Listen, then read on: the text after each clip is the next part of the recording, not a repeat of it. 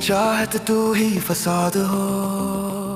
तो होता यूं है कि एक फोन कॉल आती है और बस सब कुछ बदल जाता है।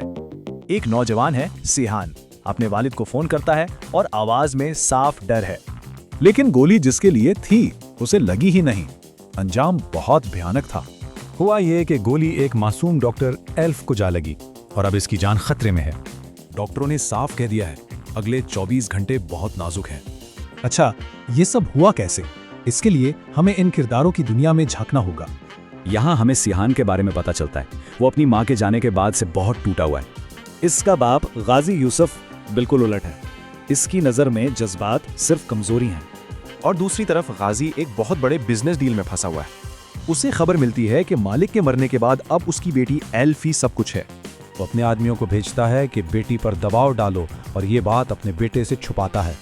तो शूटिंग के बाद गाजी का शक सीधा अपने सबसे बड़े दुश्मन लाला पर जाता है। वो लाला से कहता है कि तुमने बच्चों को बीच में लाकर हद पार कर दी है। पर लाला का जवाब वो कहता है कि खानदान को बीच में तुम लाए थे, मैंने। ये दुश्मनी 18 साल पुरानी है, लालच से शुरू हुई और एक मौत पर जाकर रुकी। गाजी कहता है तुम पर शर्म है क्योंकि एल्फ को गोली तुम्हारी वजह से लगी है।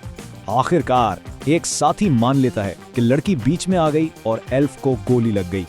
यानी गाजी के बेटे को मारने की कोशिश में गोली लाला की अपनी भांजी को लग गई। दोनों को समझ आ जाता है कि यह तबाही रुकेगी नहीं, इसलिए कड़वी सुलह होती है।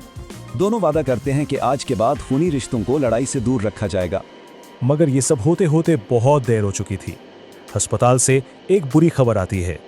खबर ये थी कि सर वो नहीं बची। तो सवाल ये है कि जब दुश्मनी इतनी गहरी हो तो आखिरी कीमत कौन चुकाता है?